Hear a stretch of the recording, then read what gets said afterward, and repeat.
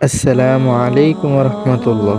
সম্মানিত প্রিয় বন্ধুরা, আশা করি সকলেই ভালো আছেন এবং সুস্থ আছেন। তো বন্ধুরা, আজকে আপনাদের মাঝে কিছু বিষয় তুলে ধরব এবং উপভোগ করব।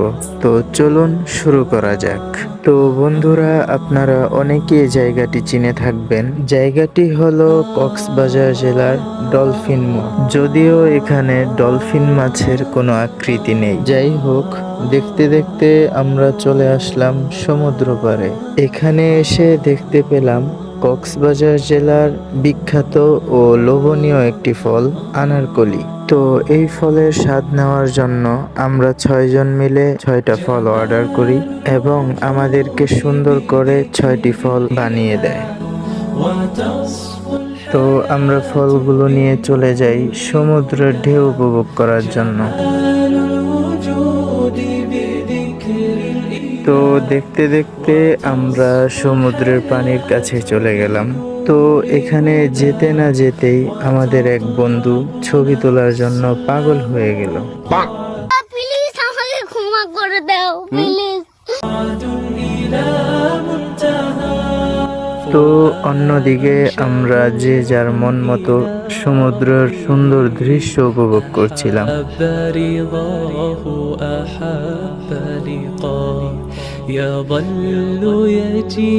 আর অন্যদিকে আমাদের একজন বন্ধুর ঘুম কম হওয়ার কারণে সে মুড অফ করে দাঁড়িয়ে আছে।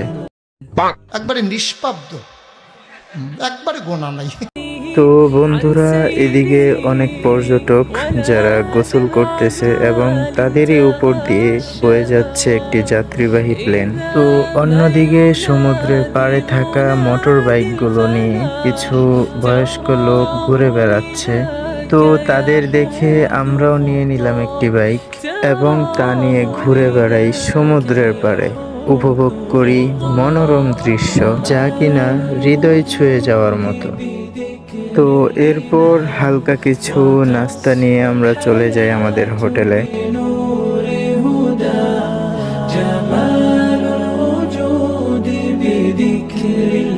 এরপর সকলে মিলে ফ্রেশ হয়ে দুপুরের খাবার শেষ করে আমরা চলে যাই হিমছড়ির উদ্দেশ্যে। তো বন্ধুরা, হিমছড়ি যাওয়ার জন্য আমরা 6 জন মিলে 3টি বাইক ভাড়া করে নিয়ে নিই। তো তারপর রওনা হয়ে যাই আমরা হিমছড়ির উদ্দেশ্যে।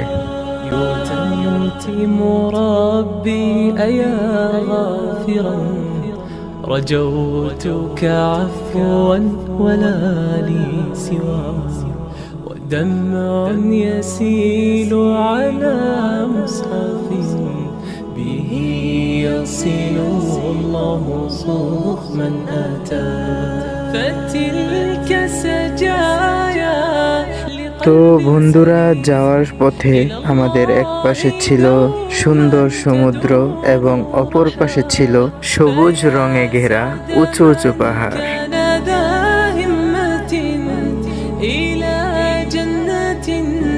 তো বন্ধুরা, দেখতে দেখতে আমরা চলে আসলাম হিমছড়ির সুন্দর একটি জায়গায়।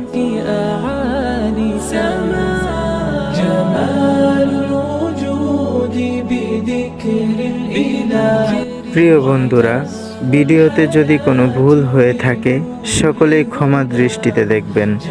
তো আজ এই পর্যন্তই। ইনশাল্লাহ আবারও দেখা হবে নতুন কোনো ভিডিওতে। সেই অবধি সকলে ভালো থাকুন, সুস্থ থাকুন। আল্লাহ হাফেজ।